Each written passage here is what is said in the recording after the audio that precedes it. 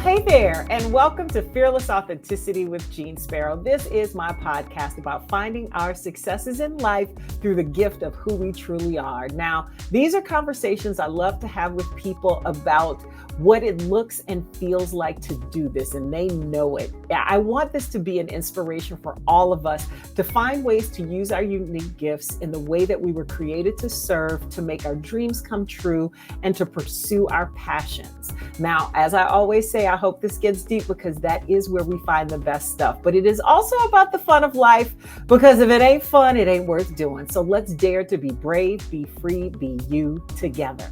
Now, my guest today is a performer extraordinaire. She does improv, acting, dance, choreography, but she is probably best known for her voice, her 5-octave vocal range, especially after her recent run as one of the top 24 and first ever super save from season 24 of NBC's The Voice. Now, she is not new to the game. She is true to the game, with over 30 years singing and touring the world with artists as varied as Faith Hill and Tim McGraw, Lenny Kravitz, Queen Latifah, and more. She has shared stages with the biggest and best in every genre: R&B, rock, jazz, gospel, classical.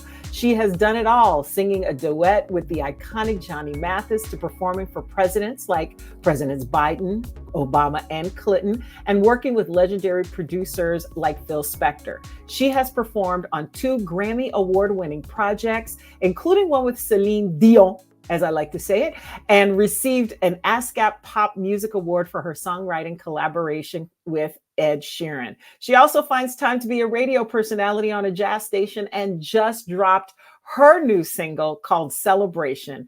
I am honored and happy to welcome Ms. Monét to the Fearless Authenticity Podcast. Ma'am! Yay! How you doing, girl? I'm doing great. Thank you for that beautiful introduction. Oh, you're welcome. Thank you so much. It's so crazy because when I hear about all the stuff and all the things I've done, it just kind of takes me back, like, wow. Ma'am, listen, when I was reading your bio, I was like, how am I gonna fit all this in here? Okay, let me see what I can do. Right. I'm gonna do this because you have been, that's a lot, girl.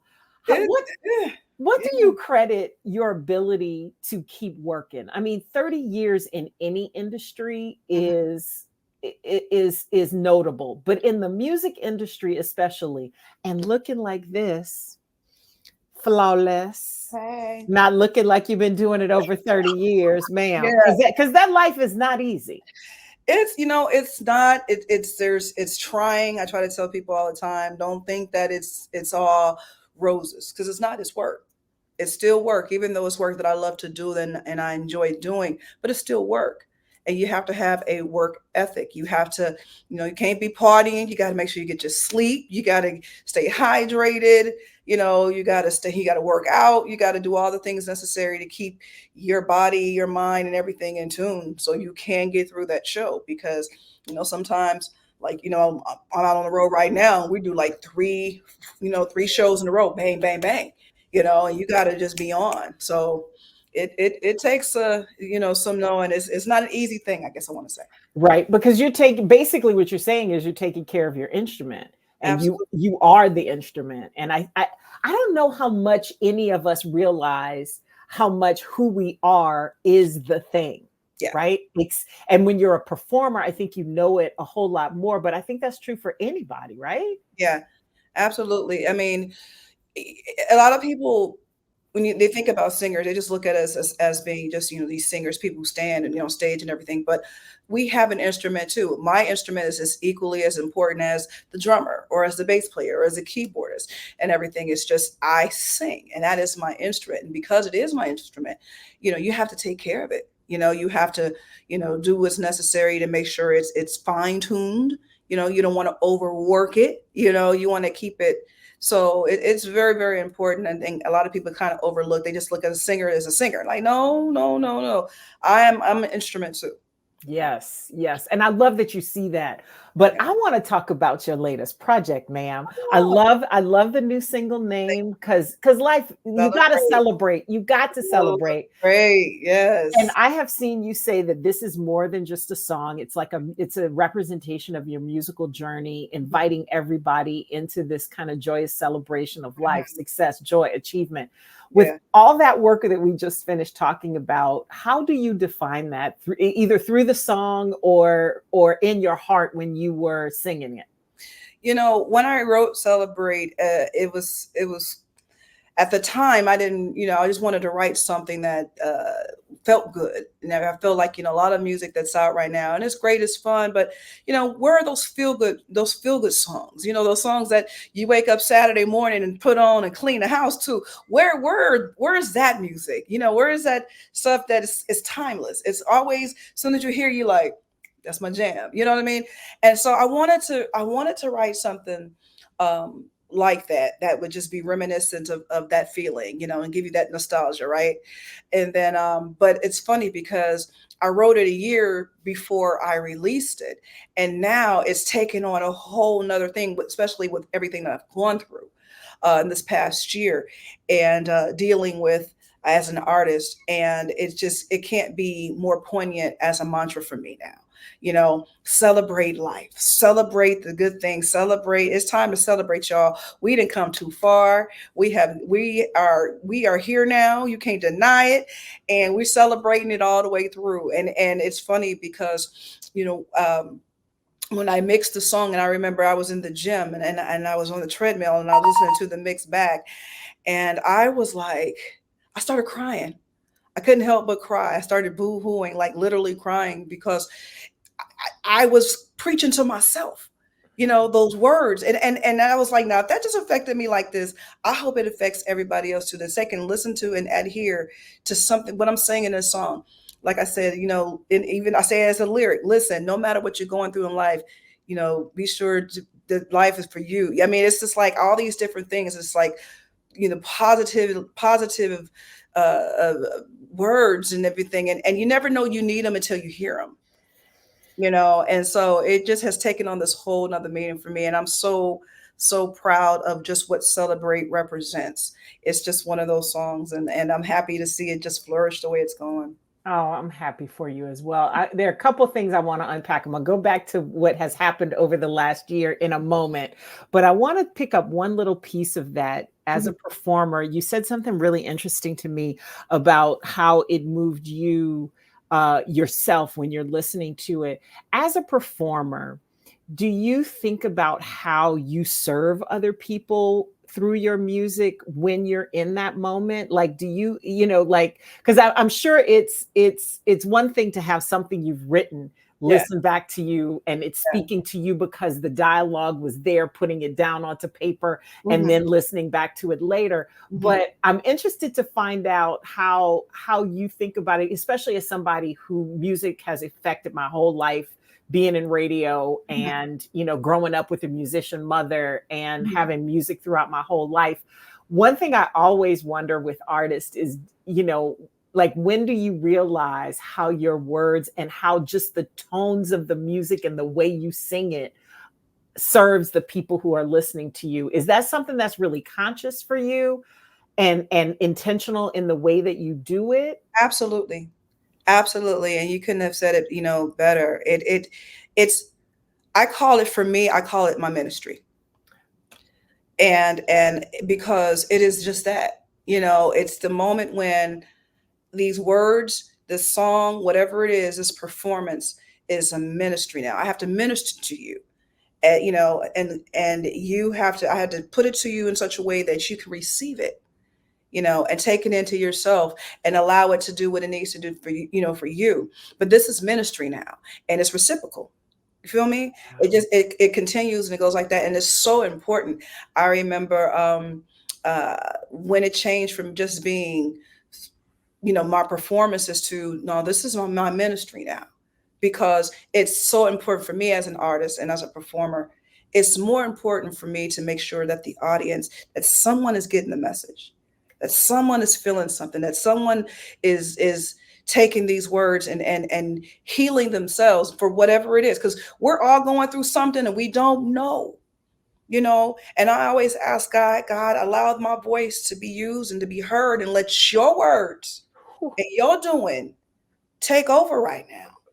And that's why I say it's become a ministry for me. So I am very conscious of that. When I hit that stage and I'm performing, and yeah, we having fun and we're having a good time, but then there's this moment when I said, "Y'all, we about to get into it," and I get it, because the feedback people can be like, but when you said this or when you sung this and and they're like, "Girl, you just," and I was like, "That's the work." You're like, I meant that. That's the work. What was that moment like when you realized, when it changed for you from a performance that was coming from you to this ministry? What was the moment that you realized that, and how long had you been in the business at that point? Was there something that sparked that made that happen? What really made sense for me, for 2020, even though we went in November 21, I was selected to represent the United States at the World Expo. And in going over there, I remember I was conversing with my mom prior to, and trying to put my song list together and all the songs. And I kept saying, okay, I'm going to represent the United States. I'm going to represent the World Expo. Every country in the world is about to be here. I'm on one of the world's biggest stage right now as Miss Monet. I'm not a Beyonce, I'm not Rihanna, I'm not whomever. I'm an independent artist. Are they going to get me? Are they going to understand me? And my mom, she said, just be who you are. Just be Mo. Just be Mo. You know what Mo do? Be Monificent, go be Mo. And I'm like, all right, Mom, you're right. And I tell you, when I got on that stage in night one, and I headlined the main stage that week, and it seemed like every show would elevate.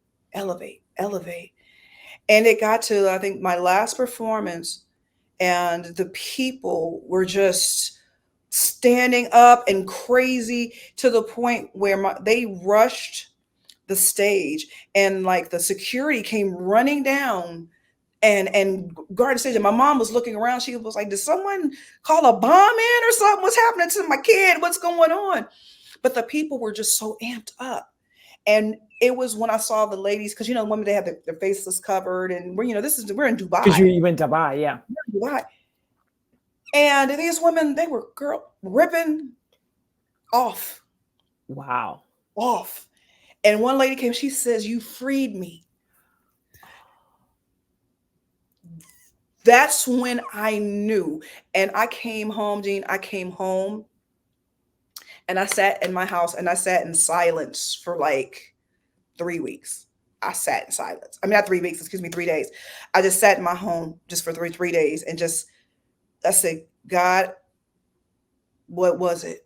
What was it? And my sister came and she said, you just elevated to another level. And I said, I've just ministered. And that's when it changed for me. I realized it didn't matter if they got me or not, because they got me. More did they get me, they got me. I just had to be who I was. Oof.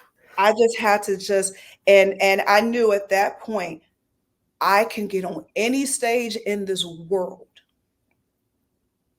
and do what I do and have that same reaction. Man. And that's what I knew. That's when I knew. I said, it is now ministry now. I was able to convey, I was able to push, and it didn't matter, because it was all about who I was. Yeah. And so that's when it changed for me. And it's just been definite since then. And look at what's happened since. And I was going to ask you what your definition of fearless authenticity was, but I think you just said it right there. I love that for you. I love it. Now let's talk about what has gotten you to this point now, and what has transpired over the last year. So you were on The Voice. Yeah. And top 24, absolutely. First Super Save. Mm-hmm. But age came into play, I think, a little bit on that, on this episode, just a wee bit, and being of the same generation as I am, mm-hmm. and having that 30 plus years, no matter whether or not you wear it as 30 years or not, mm-hmm. redefining that. I talk a lot about on this podcast challenges, setbacks, failures, or whatever it is you choose to call it, how they can provide you momentum going forward, especially when you have an entrepreneurial mindset, which most artists have to have, especially now. Absolutely.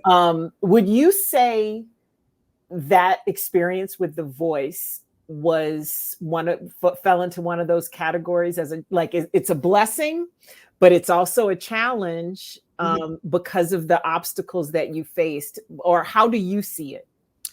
Well, I see it as it was definitely a learning experience, because that's something I completely would have never done.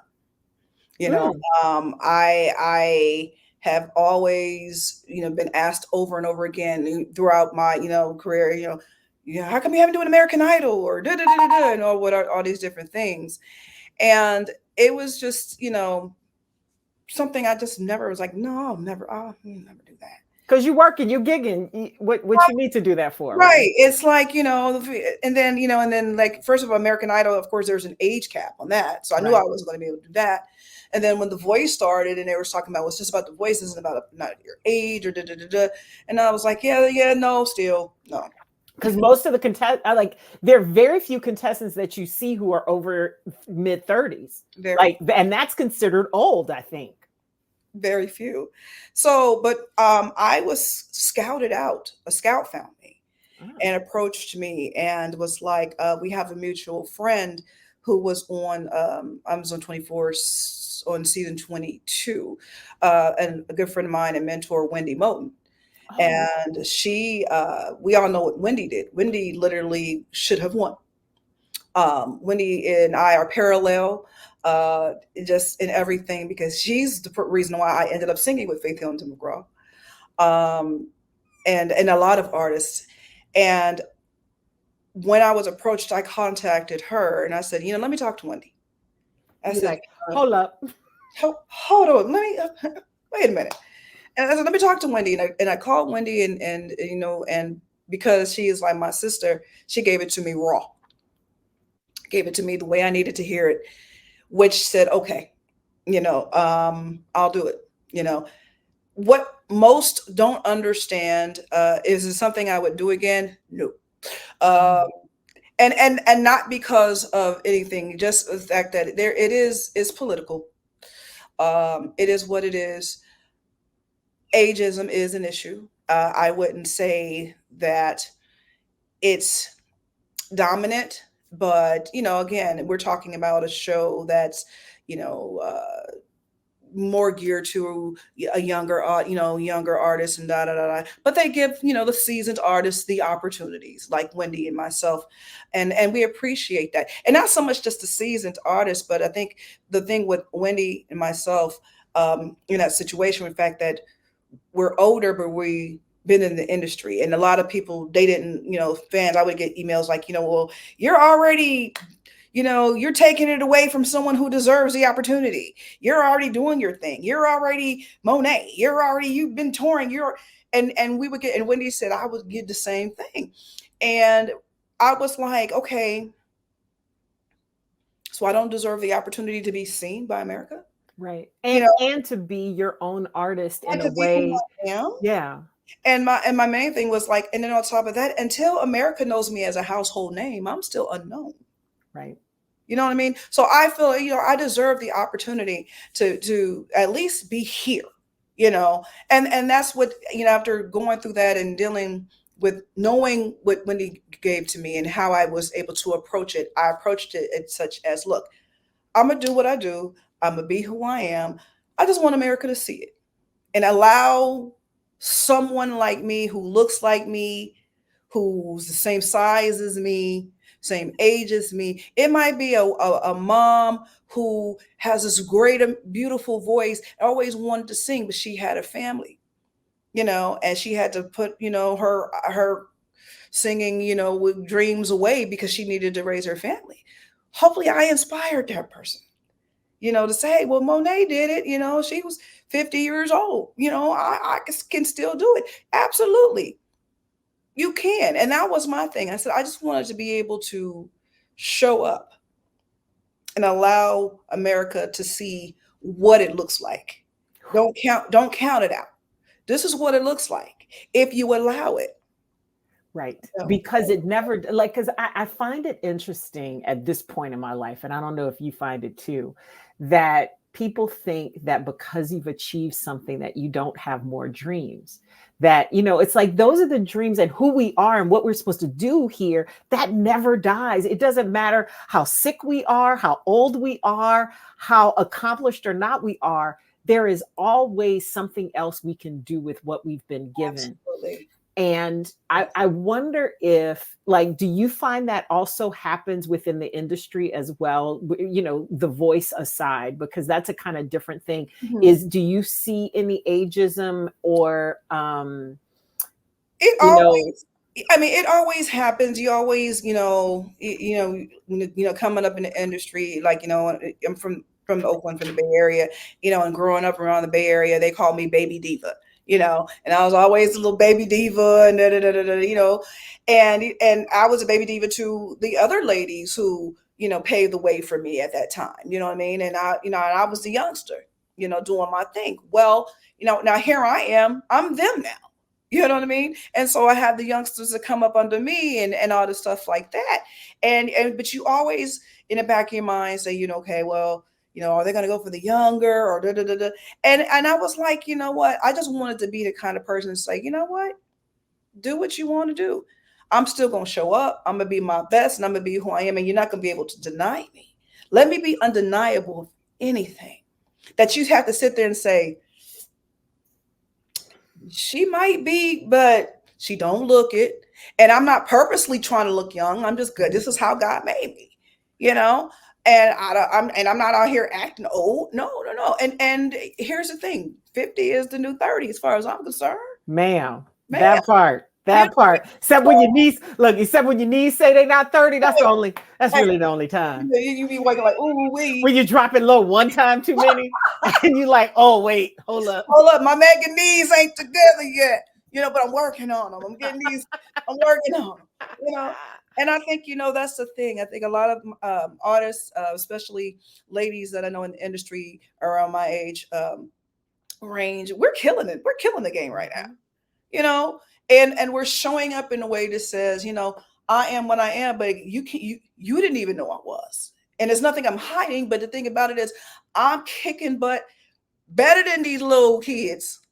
So you go for what you want. You want, if you want mediocre, go ahead. But I'm munificent. So do what you want, I love it.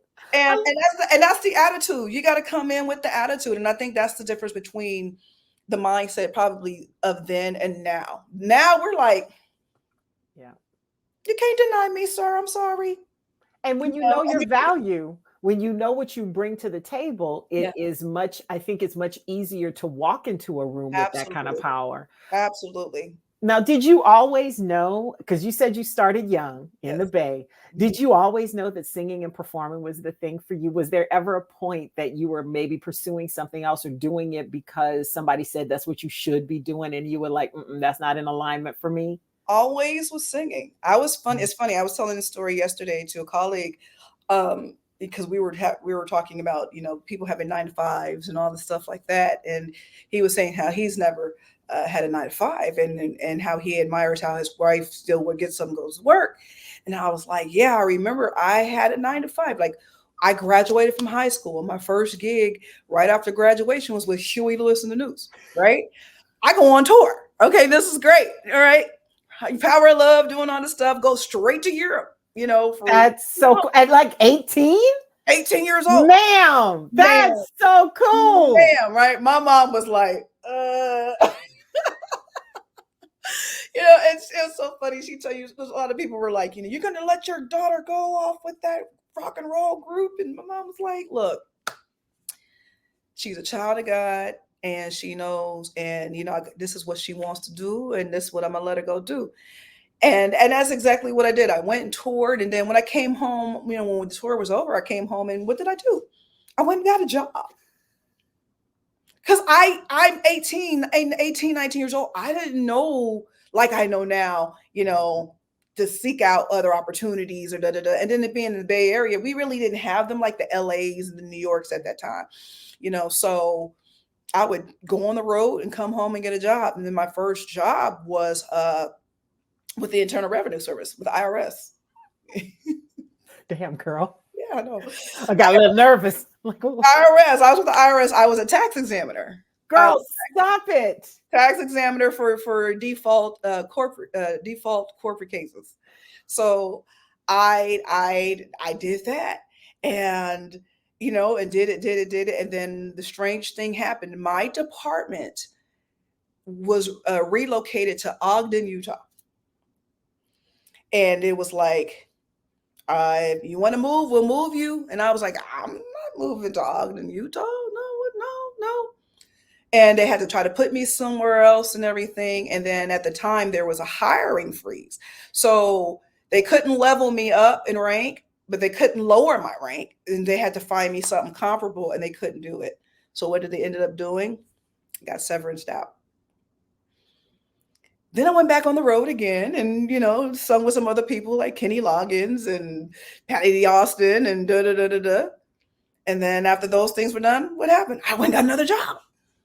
Why you kept going to get jobs instead of trying to find another gig, ma'am? Because I didn't have the mindset to know to go keep looking for other gigs. The gigs that were come to me, they came to me. It wasn't like nothing I went to go seek out. It was, I've always, and I thank God, thank you, Lord, I've always been the person and artist that people call and say, Mo, we need so-and-so, are you available? So I've never really had to audition for anything. A lot of stuff has just been graciously given to me and fall in my lap. So I didn't know when I come off the road to go look for the next thing. I went to find a job. So I ended up working at the time it was Bank of America, but Bank of America Merchant Services. I was a programmer for the credit card machines. Monét. I'm a geek. I am a geek. Monét. Literally, I was not expecting this.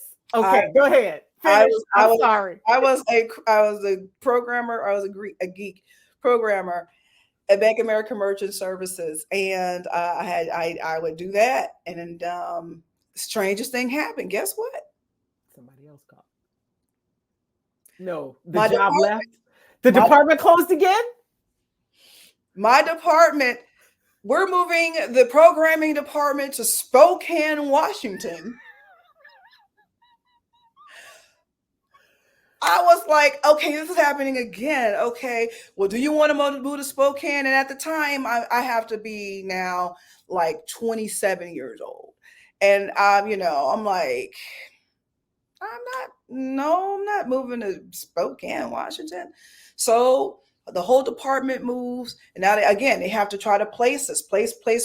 And they couldn't place me. So what happened? Gave you some more money. Severance me out. Now, this time I said, okay. I remember this was May of 1998. And I remember, and once it was done, and I came home and I said, I prayed. I said, well, Lord, for some reason you don't want me to work a 9 to 5. If a 9 to 5 is not what I'm supposed to do, and if I'm supposed to sing 100%, and if this is all you want me to do, make it so. 2 weeks, I got a call from a friend of mine, Spanky Alford, RIP. Calls me. He says, hey, Mo. I said, hey. And Spanky and I worked together when I was singing with Tony, which was my family. And he says, hey, I'm down here in LA. We just finished working on Eric Benet's record. He's looking for vocalists right now. And I told them about you. They want to fly you down and hear you. Are you available? I said, absolutely. And that had to be Eric's first album. This was his Day in the Life with Spend My Life With You. And it was that record. And I said, yeah. And I flew down. And this is how crazy my tale is. I flew down to Burbank, went in, met everybody, sung, did my little thing. And then I was getting ready to go on a plane and come back home to Oakland. They were like, wait a minute. Hold up. Can you stay tonight? I didn't bring no clothes or nothing. I just was coming to sing and get back on the plane and go home. You said one session, sir. I was like, but can you stay tonight? I was like, listen, now I'm running around to Targets and trying to get toothbrushes and stuff because I ain't bring nothing. Yeah, okay, I can stay. And the next day they partnered me up with another vocalist, and the rest is history. I haven't looked back. At least you listened to God when because he showed you twice. Like, and here's the thing, I am not pointing a finger, Monet, because it's the same thing for me. God got to hit me upside the head with a 2x4 sometimes. Like, it's like I hear it the first time, I'm like, oh, okay, God, maybe that's what that meant. And then the second time, like, okay, I'm gonna do it now. And then the third time, I'm like, okay, fine, all right, I'm doing it right now. It's amazing how those messages come through. Yeah. Were there any things that you learned from those 2 9-to-5s? Because it's clear that they were, big moments in between other moments. Was there anything that you still carry with you from what you learned in those jobs throughout what you're doing? Like, did it serve a purpose in that way other than as a wake-up call? You know what? I never really thought of it that way. It's good that you put it that way, because that's it's making me think about that question. I think it was just the thing. I felt like it was just continuing being normal, continual having some normalcy, because the other part of me is not normal. This lifestyle is not normal. It's not, you know what I mean? So it was like, okay, now it's over. Okay, let me get back to being normal. Let me get back to being, what society says we're supposed to do and be, and have, the 9-to-5s and and I think that, again, in the Bay Area, I didn't have, and I didn't have any management. I didn't have any leadership or anybody to say, okay, well, let's keep the ball going and everything. I just went off my own instinct, and it was like, okay, yes, I could sing, and I just toured, and that was great, but okay, let me get back to being normal, and getting the job and having the benefits and all the stuff, you know what I mean? It was, because that's what I knew to do. Right. You know what I mean? That's what I felt was expected of me to do, because again, the Bay Area wasn't known for the continual, the auditions and the singers, and then, like that. We didn't have the New York, like I said, the New York or the LA, atmosphere of. But y'all did have Yoshis. Well, we got Yoshis. No, you got Yoshis. And we had Yoshis, and even back then we had Kimball's East. Okay. Kimball's East back in the day. But again, as far as, with artists, knowing how to align yourself with artists who are looking for vocalists and everything, that wasn't coming through the Bay like that. Right. But it's interesting though how those expectations helped you to redefine what your normal really looks like, and now this is you, and I love how that all fell into place. Yeah. Now I want to get back to you talked about taking care of yourself as your instrument, and how you look at your work as serving others as a ministry. One of the biggest things I'm about right now, and have been for the last few years, is about self-care. The thing that I think allows us to find our gifts and share them to their fullest. What do you do to take care of your gifts in any sort of way? And what advice would you give people for caring for yourself? Because you are your instrument, I think your idea of self-care is going to look different than most people, but probably help us to understand how to do it. I think the main thing, and I do this thing on Mondays now on my IG, and I call it the Mo Monday mantra. And this past Monday, my mantra was, be completely unapologetic. And I say that with love. And I mean, what I mean by being unapologetic, just to do things on your terms. Serve yourself. Do what feels good to and for you. We often find ourselves trying to please everybody else, trying to please and conform. You know what I mean? Conform to what society thinks we're supposed to do. And when I speak of society, that means family too. Family has this heightened sense of expectations of what we're supposed to do for them, or and or with them. And but sometimes I need to be a little selfish. Sometimes I got to pull it in for myself. So for me, self-care is understanding that I need the me time, to find that place of boundary, to know I have honored the power of no, because I'm such a given person and want to do and help and everything like that. But sometimes I got to be like, all right, Mo, back, come on, don't give yourself too much. You know what I mean? I understand servitude is big for you, but you gotta, you know, um, and take those moments. Like even today, I got here and I did the gym, and I was like, is there a day spa here? A day spa here? I just finished up having a day spa today, Nice. And I put my phone up. I hit my mom and my sister and said, look, I'm going off the BART for a little while. Don't look for me. I'll find you when I'm done. And just take those moments, and that's me doing a spa, but that could be you at home with a bath, a glass of wine, or just quiet time. Just make sure you get that noise out of your head.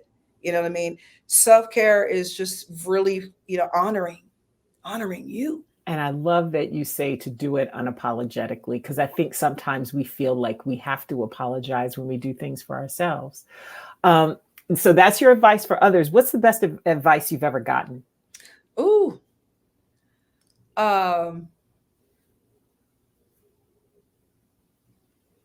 Show up. Show up. And that's just how they put it to me. They just said, show up. And I was like, noted. I love it. Simple, direct, but simple isn't always easy. And showing up means more than just being there physically. So, but show yes. Up, noted, and when they positioned it to me, I knew exactly from what angle they were coming at. But I allowed myself to put it in a lot of different ways, a lot of different variables. Show up, meaning show up for myself, meaning be my best self at all times. Show up when it's time to perform, make sure that I'm doing the work, doing the ministry. Show up just, to be present, and to allow people to see what grace looks like, what regal looks like, because they don't want to tell our story. They want to picture us in a certain light, and when I get on these stages, I'm often the only pepper thing there. I love it. The pepper. I'm a pepper thing. I'm a pepper thing, and because I know that, it is so important for me to get on this stage and whip y'all into a frenzy. Show up. Show up. Because as I'm on this stage and I'm catering to this non-colored audience, which a lot of times most of them have been for me in my career, there's people of color that's watching me from the back, the workers, and they're coming up to me with pride. Thank you for representing. Thank you. That's what's so important. So show up. Yes. That's how things change too. Mm-hmm. I'm 100% sure of that in my life. 100% sure. So we get into my last few questions that I ask everybody. What has been your proudest achievement so far? And what do you still dream of doing? That's a two-parter. Okay. Well, my proudest achievement, I would again say being able to represent the United States at the World Expo. Yes. That was just big because it was so to the left for me. A high school friend of mine had saw that they were doing it, and she sent me the information, and I was like, okay, why not? Out the window, out the door. And then next thing you know, they're like, we want you to come. I love the chances that you take. I love these like leaps of faith into the abyss. You got to. I mean, it's like, either if it hit, fine. If it don't, fine. It doesn't stop anything, and that. So just to be selected, and again, to represent my country at Expo when it was the United States, because each country had a week that they were over Expo. And so the week United States was over it, I was a headliner. And to just represent and have my mom with me. I brought my mom with me, and just to look at her and see just her pride, just her like, that's my kid, and it happened just again recently too. I'm going to make it a two-parter because I just recently, I was a headliner on the Smooth Jazz tour. Oh yeah. Yeah. On the cruise or on the cruise? Oh, okay, cool. You might have worked with some friends of mine on that. Probably. But I just did the Smooth Jazz cruise. We were on the boat for 2 weeks, and I was one of the headliners. And I've been trying to get on the boat for forever because I know all the guys and everything like that. But I finally got on and brought my mom with me, and it was hilarious because at the end of the boat, I kept saying my mom was more famous than me on the boat because everybody was like, "Mama Mo," and she's like, "Hey." I was like, she just fluttering, but it was just the pride and I'm just so being able to, like Dubai and do that and have my mom with me to just share, in just what I've accomplished and everything that I've done. And I've always dreamed of bringing mommy with me on the road. And, she's not newly retired and doing, and the thing about my mom is, one of my favorite singers in the world, so she's living vicariously through me, because she was a singer too, but she had a record deal at Columbia Records, but couldn't do it because my grandfather is one of the biggest Baptist preachers in Northern California, and his daughter will not be singing secular music. Really? So, wow. So she's reliving her dream through me, and I'm continuously trying to impress and make her proud every step of the way because this was her dream too. So I would say, like I said, Dubai and the scenarios where I'm able to bring mom with me have been just the best and everything.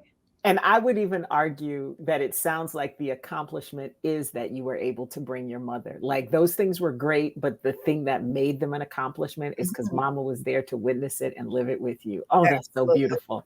Absolutely. What do you still dream of doing? Still dream Broadway.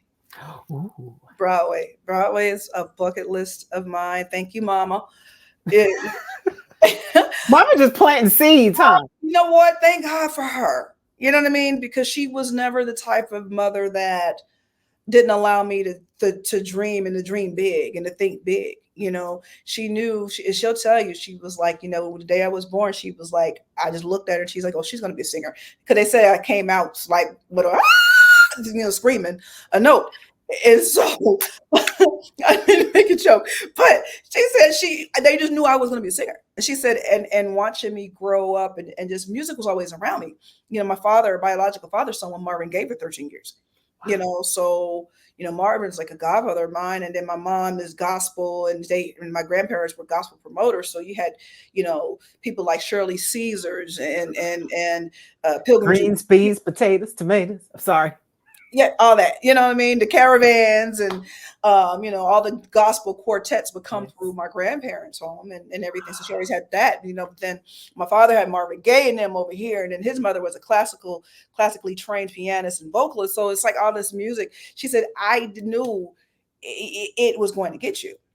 And she said that when I saw you, how you would adhere, I used to give myself little concerts with my stuffed animals and play in the basement and do concerts. And she said, you were doing that like at 3 years old, 4 years old. You're in the basement. You wouldn't go play with other kids. She would be like, my full name is Conesha, Conesha Monét. She'd be like, Conesha, don't you want to go outside and play with kids? And I'm like, no, I want to play the records.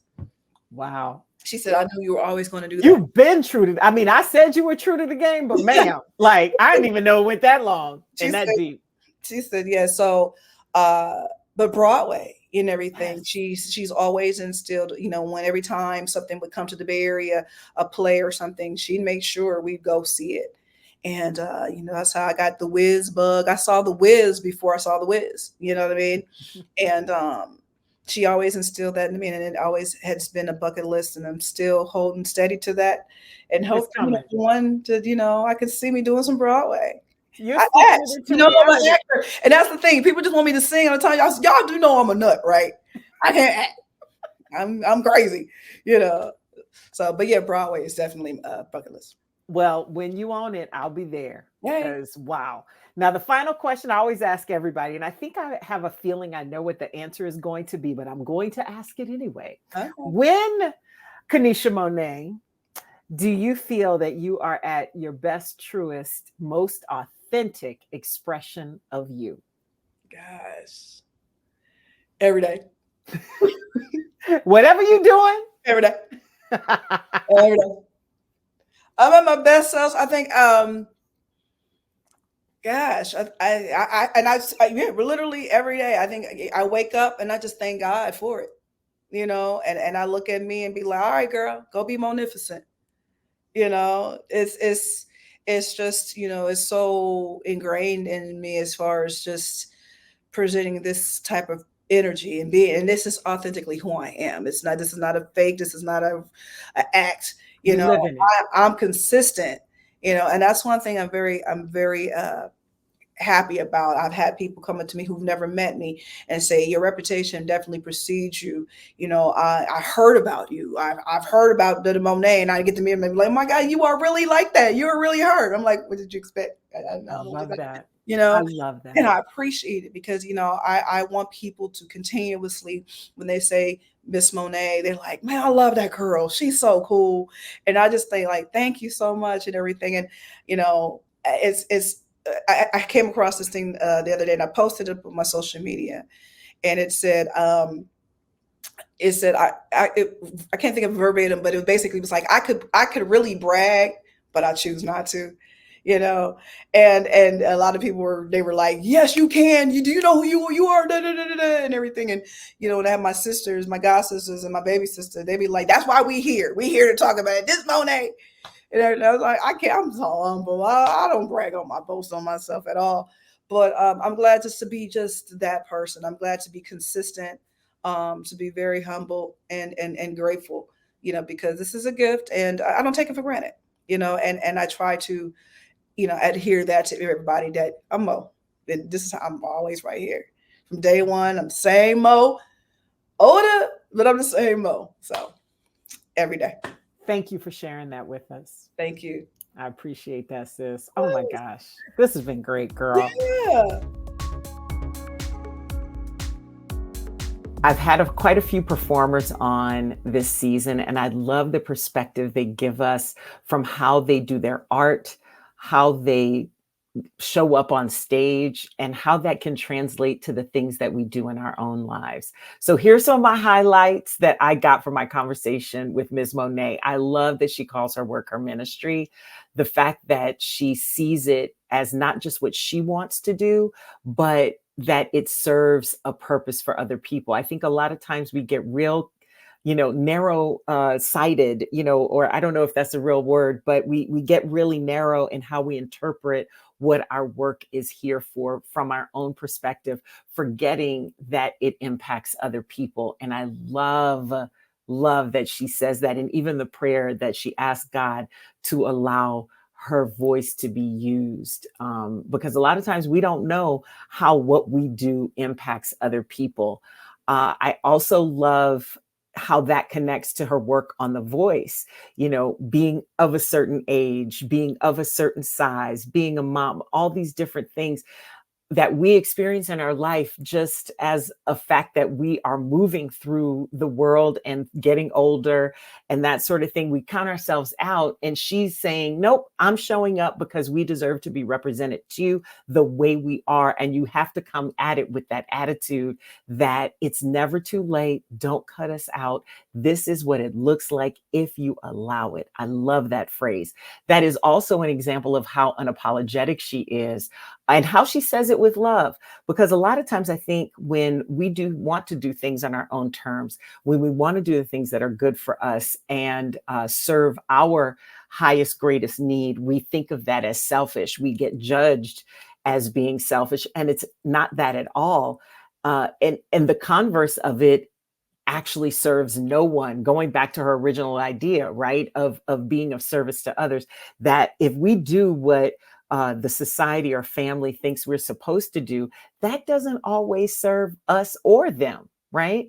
I also really like how in her song, she talks about the message of no matter what you're going through in life, be assured that life is for you, that this life is for you as well, and how she may have used it as a song, as a message for other people, but it was also preaching to herself. So many times we say things for other people that are really for us. I've had that moment quite a few times where I'm like, oh, that person, and here's what they need to do, and had to go, oh, wait a minute, hold up.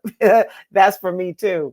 And then finally, I love how her mother and her mother's words stay with her to just be who you are. I talk about this in my book too, and we had this conversation, but I have to reiterate it. It's like the wisdom of our mothers stays with us and is always relevant. And when we were little, we didn't understand the significance of it, I don't think. And, just thought our moms were trying to make us feel better. But there is very deep wisdom in some of the simplest sayings. So thank you for sharing all of that with us, Ms. Monét. Thank you for letting your voice be used and be heard. Make sure you support Ms. Monét's new single, Celebration. Stream it or buy it wherever you get your music. Now, I also have to say thank you to you, my Fearless Authenticity listeners. I appreciate your attention and your support. I could not and would not do this without you. And this wouldn't be possible without my team. Thank you so much to all of my producers on this, Lisa E., Vicky, Wayne, Jess, and my music guy, Jerry Johnson, who also knows Ms. Monét and has worked with her. I appreciate your hard work every single week. Please rate, review, download, subscribe, share, do something with this episode so other people can get it too. The more you interact with it, the more it expands our reach and helps us to do what we want to do here at Fearless Authenticity. I hope you will also join our community. If you haven't so far, please sign up for my newsletter at fearlessauthenticity.com. You can also find it on LinkedIn and on social media, the other social media platforms at Ms. Jeanne Sparrow is where you find me on YouTube, Facebook, and TikTok. At JM Sparrow is where you find me on Instagram and X, the artist formerly known as Twitter. This has been Fearless Authenticity with me, Jeanne Sparrow. Thank you so much for checking me out, and we'll see you again soon.